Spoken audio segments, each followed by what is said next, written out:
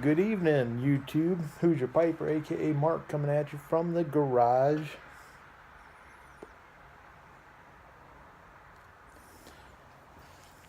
Smoking the Shakam. I really like this pipe. It's my third bowl. Haven't decided what all I'm going to smoke in it yet. It's like every other pipe I own. I use it for everything.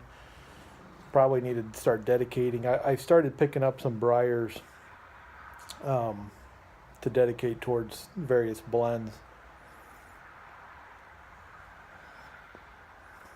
But I'm smoking some 6-year-old Penzance that I got from Tim, Wharf Valley boy. So thank you, Tim.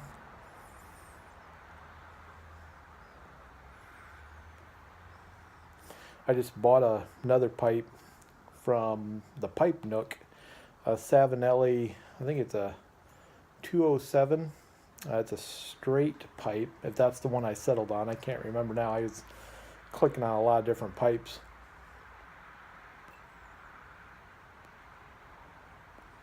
So I should be getting that in a few days. I'll show that to you when I get it. Been real busy here. It's been really super cold, so I haven't been able to get out.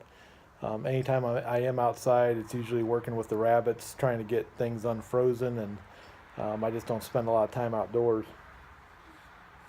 It's still pretty cold tonight, about 28 degrees Fahrenheit.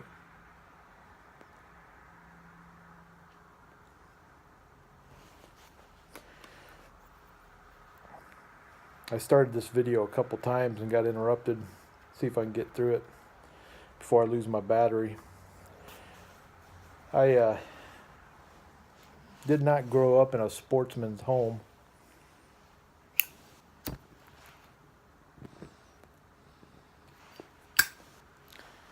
I guess I fished when I was a kid. I didn't do a lot else. I didn't hunt or anything like that, but I never ice fished.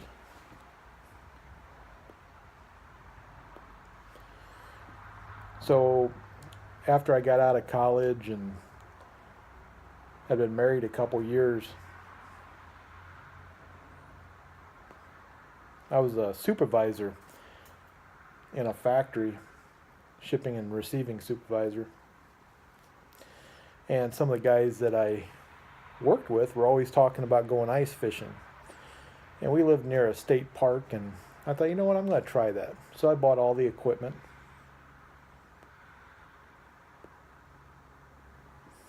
I bought the auger, hand auger, some ice fishing poles. And you really only need a bucket. You can go out and sit on a bucket. I did not have a shanty or anything like that. So I think at that time I had a lantern. I'm not sure. Kind of help you stay warm. Yeah, I think I did. But I went out on the ice. And I am terrible about asking for help. Don't like to ask for help. And I went out and I'm sitting on the ice on my bucket. I drilled my hole. And I have no idea if the fish were near where I was at or anything, but I drilled my hole and was getting ready to start fishing. Well, I got interrupted again. Oh well.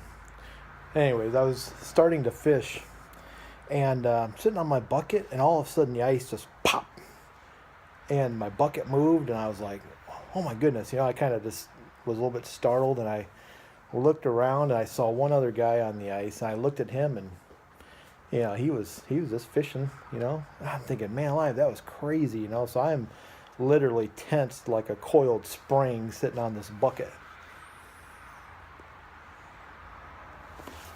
And then I heard this,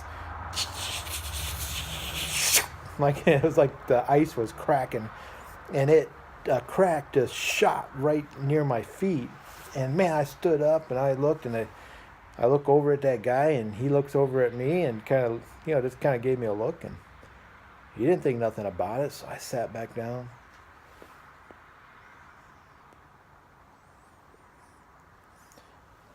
I don't know, maybe another minute went by, and all of a sudden that ice popped again. Man, I packed everything up. I was putting everything together in my bucket, and I look at that guy, and I thought, man, this is crazy. This ice is going to break. I'm out here under the ice, and I'm going to be underneath the ice here shortly. And I went back to my truck and went home.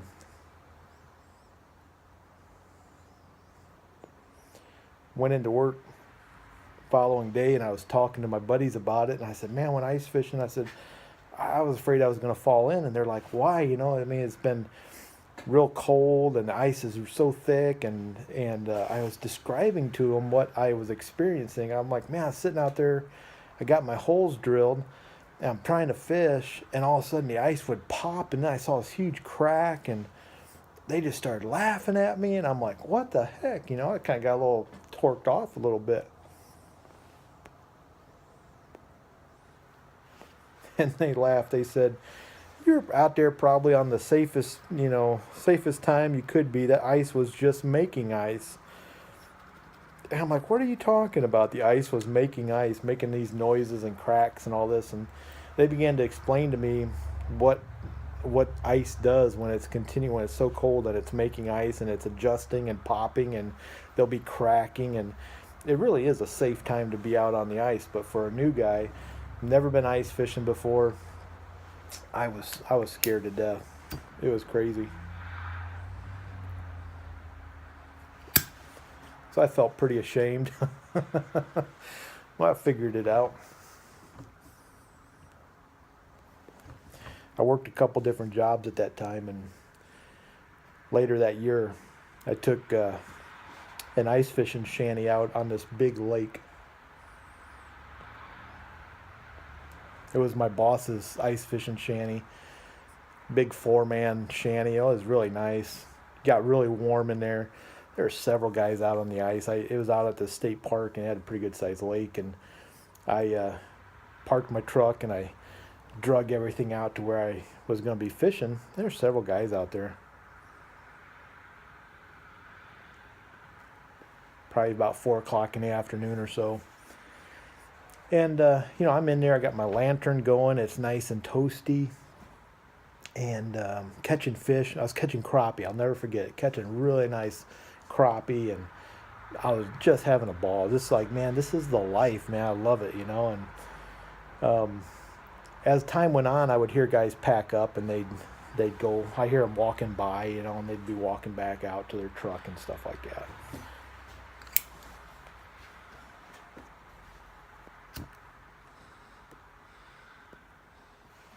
Just about done with this bowl. And it was one of those times when the wind had been blowing really hard, so there was hardly any snow on the ice. And you had to be really careful when you walked, unless you had ice cleats, because you'd slip and fall down. Well, it's getting later and later, and I was just catching fish, and I'm like, I'm not leaving as long as I'm catching fish, I was out there for several hours. And I look at my watch. It was probably 9 o'clock or so. You guys got to understand, this was before cell phones. I mean, I'm sure they had cell phones. They were a luxury at that point.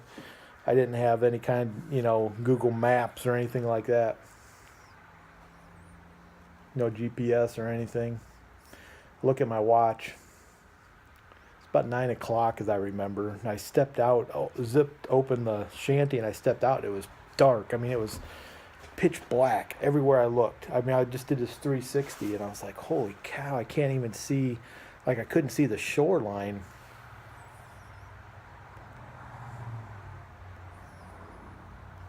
So I thought, man, I didn't see anybody else's lanterns out there.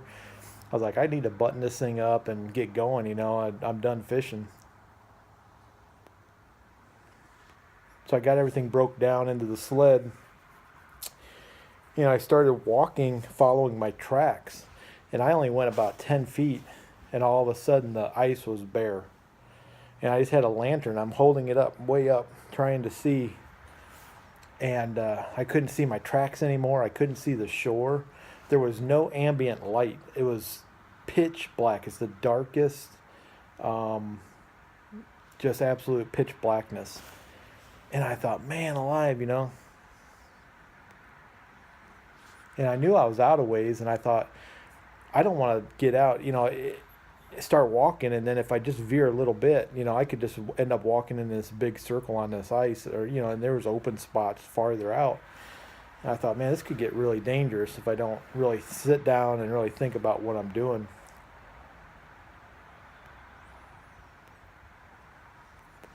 So I took a little breather, and finally I thought, you know what, I'm going to lay down on the ice and look. I found where my last footprints were and look in that direction and try to see if there's any kind of ambient light that will show me the outline of the shoreline, And that's what I did. I ended up laying down on the ice, and I looked out, and I could just see the shoreline, the outline of the shoreline against the next town or city over.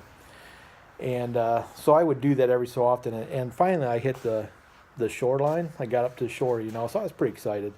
The only problem was I was not at where I walked out onto the ice. And I'm like, where's my truck at? Do I need to go left? Do I need to go right?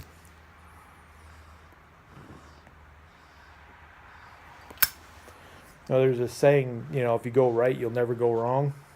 And I thought, that's stupid. So I turned left and I started walking along the shore. That was probably because of the ice was starting to thaw up near the shore. I was probably 10, 15 feet out.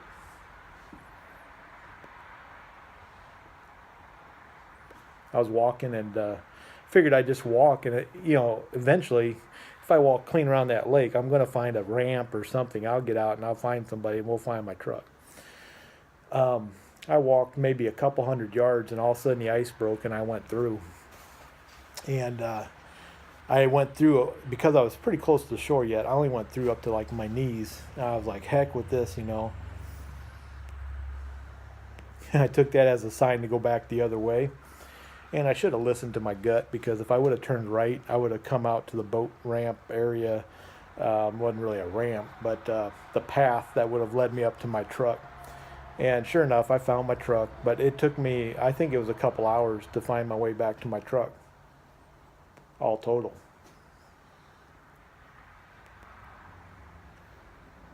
Later that year, I had two buddies go through the ice in a channel. They were just walking, and they were separated, but no, I'm sorry, one of them went through. They were separated. They weren't walking right together, and the guy that was walking out in front, the ice broke around him, like he hit a soft patch of ice and it just went down until it broke, and the kid was behind him, and he just went flat on the ice and was able to help that guy get out, but it was pretty dangerous, I'll never forget that. He came in to work a couple days later. He had to go to the hospital and everything, but he was just saying it's the coldest he's ever been. So I'm pretty cautious on the ice now. It's got to be pretty thick.